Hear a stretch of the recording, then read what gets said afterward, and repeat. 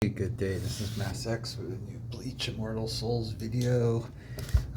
We just got the drop on a new update, which includes new story chapter, elite stages, season 4 pass, new characters, Christmas event started, and the level cap was raised to 91. Let's go ahead and take a look here real quick and go through everything, at least the most important of these items. First off, just to recap a couple of my other videos, just wanted to let everybody know, World Championships, it seems that most of the bugs have been resolved. It seems to be working well now, so that's good news.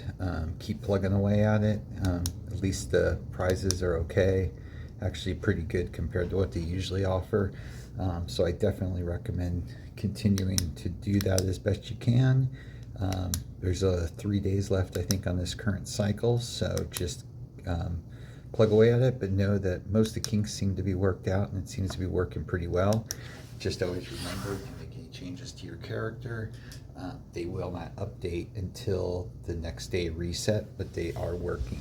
So just as a quick heads up, what's the big stuff? Well, we did get a new level, stage 23, but you can't complete it. You can only get halfway, as you can see, and it doesn't unlock till 89. So good news is more story mode. Bad news is they did what they did last time, so you're gonna have to push through to get yourself to 89 to be able to complete it.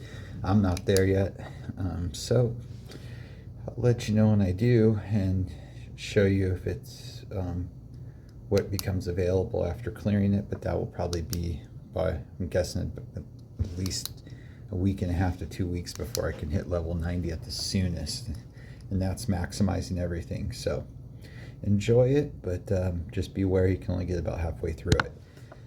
What else do we have? Let's go ahead. It was a large update.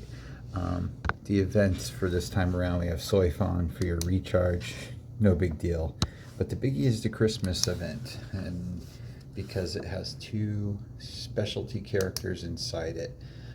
There's a daily recharge that only costs you $1, and it allows you to get extra items while to be able to pull for these characters or anything else you may want, as well as you will get one character piece of your choosing each day. I highly recommend it, even if you're free to play. If you can afford the $5, do it.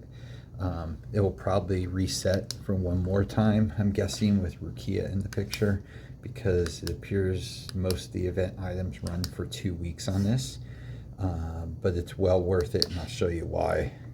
Oh, before we go out of that real quickly, we did get a limited time exchange. We've got Findor. Don't waste your money on it. I don't think he's worth the investment at all. His heroic war soul, his talent, even the side things deal with boss battle, and quite honestly, put your money on some better stuff if you're going to spend anything. As usual too, it has the awakened weapon for Tensa Zangetsu in here, but it costs, I think, 400 tokens. It's ridiculous. So but back to the Christmas event real quickly. So you can log in each day, you'll get free stuff, blah blah blah. You also have different tasks you can do to get yourself more polling bells for it. Awesome. And as you can see, it goes for 14 days, so please log in every day, make sure you do all your tasks, maximize it, especially if you're a free to play player. And then Christmas wishes, you have similar to what they've done before, runs for 14 days, and you have to pick to choose what you want. There's a host of items in there, but the real key are the 2 main characters. Let's take a look at them really quickly. I went ahead and pushed through to make them so you guys could actually see everything on them out of the gate. Rukia is by far the superior of the 2. If you look at her, she's a Vermilion Bird, which is nice because they can always use good characters. Besides that, let's look at her skills. That's what's really ridiculous. Mastery skill deals damage to a single enemy plus additional damage equal to 5% of Christmas Rukia's total HP. There's a 40% chance to freeze the target. 40% is freaking ridiculous. So that's great. And then if you with a right war soul, you could maximize that to even go higher than 40%. Let's look at her rage skill real quickly. Deals damage to enemy front row and gives 1 present at random to each target. Grants to 2 allies with the lowest HP Christmas Sanctuary for 2 rounds. So what's the present do? It activates varying effects when it hit by a basic attack or mastery skill. I will be very curious to see what actually happens. But the red present, you receives additional damage equal to 15% of the character's total HP. Not bad. Blue present, there's a 40% chance to become frozen for 1 round. Again, awesome. Otherwise, the attacking character regenerates HP equal to 60% of the damage dealt. Nice. Yellow present, rage decreases by 400. Okay, so there's not one bad present that's going to be thrown on the character. This is really good. Christmas Sanctuary grants immunity to 1 attack. This shield disappears after taking damage once. When Christmas Sanctuary disappears, the character regenerates 30% of their missing AP. Oh, okay, even better. Okay, so basically Rukia is going to be one heck of a toolbox. This is nice. Let's see what her passive skill. Rukia is immune to all rage reduction effects. At the beginning of battle, Rukia blesses all allies with Christmas blessings for 2 rounds. Okay. This is ridiculously good. I knew she was good, but okay, now that's really setting in. All right, well, let's just put it to you this way. Pick Rukia. If you're going to try for any of the characters, get Rukia, without a doubt, hands down. Let's go ahead and see what her heroic war soul does. Increases the HP of all female characters by 3%. Not bad at all. And her talent in Battle Arena and Kenpachi contests increase all characters' attack and damage rate. Not bad at all either. Kudos. I think that's really good.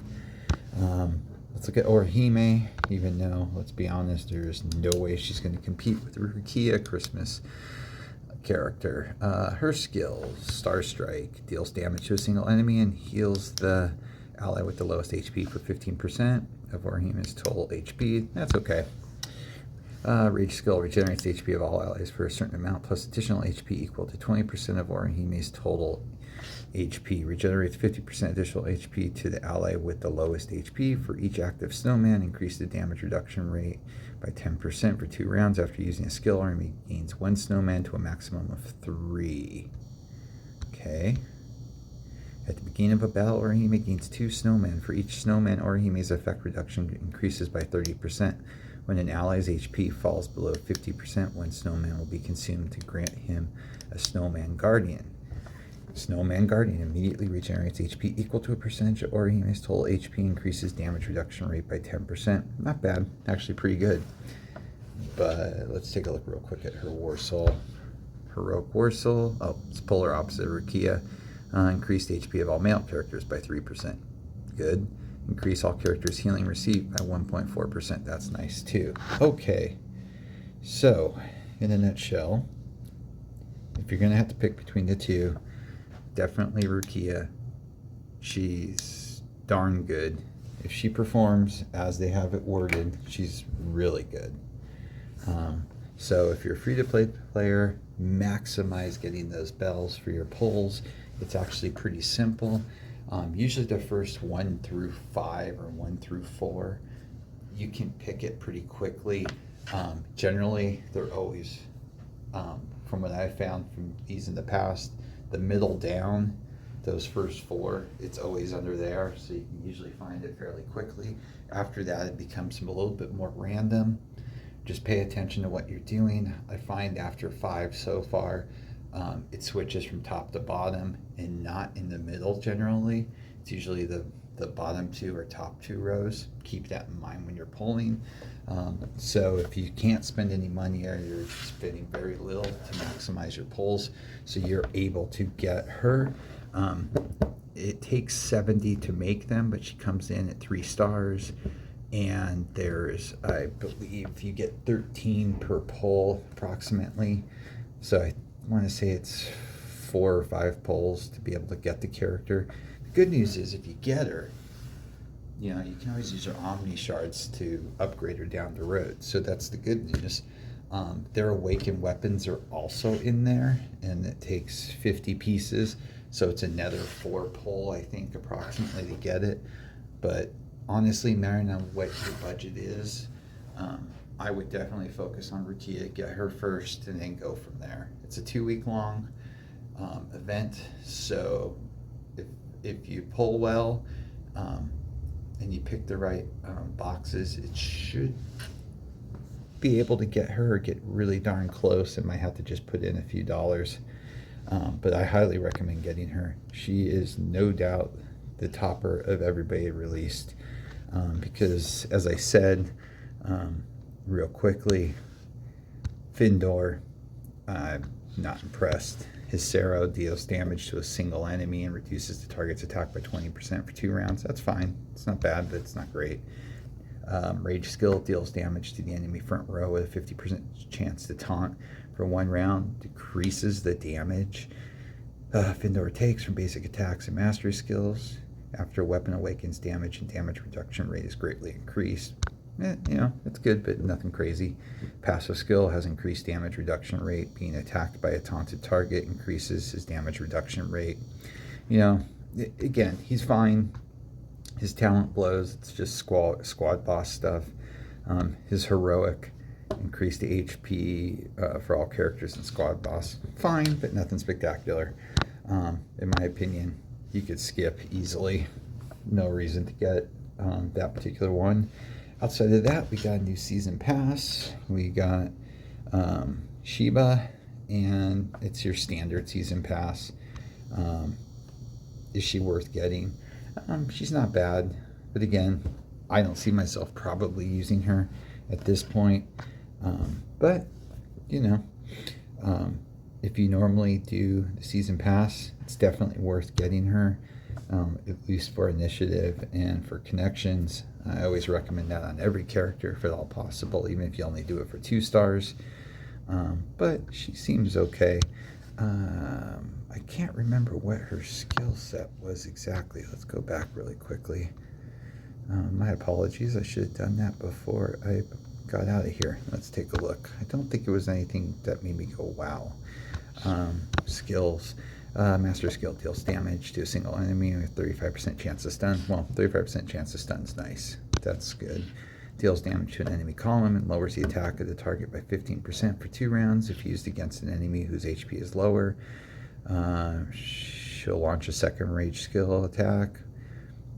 Follow-up rage skill attacks can only be activated once per round and deal 40% of the original attack's damage. After weapon awakens, damage is greatly increased and crit chance of enemy target is decreased. That's not bad, actually. Again, I still think Rukia is hands down the favorite of everything released so far. Passive skill and attack, there's a 50% chance to gain a shield equal to a percentage of her HP. The shield can be stacked for 4 stacks. That's nice. Again, nothing we haven't seen before in some way, shape, or form.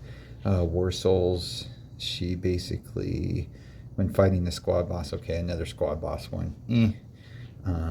In Battle Arena and Kenpachi contest, the crit chances and crit resist chance. Okay, well, at least it's a Battle Arena Kenpachi for talent. So that's not bad. I would definitely grab her if you can. If not, don't sweat it. It's not that big of a deal. Outside of that, I think that's about everything. I hope everybody's doing well on World Championships. Enjoy the Christmas event. Focus on Rukia. She's definitely worth the investment at all possible over everybody else. And if you guys got any questions, let me know. Hopefully, I was really hoping we were going to see the new War Souls, but probably because of the Christmas event, they're going to wait and do those next year. I really want those to release so I can finish my tier list, as well as I think it will help create some more diversity in the game and change up some of the lineups that we're seeing currently. Thanks again. Happy holidays, and I will have a new video hopefully at the new year. Thanks a lot. Bye bye.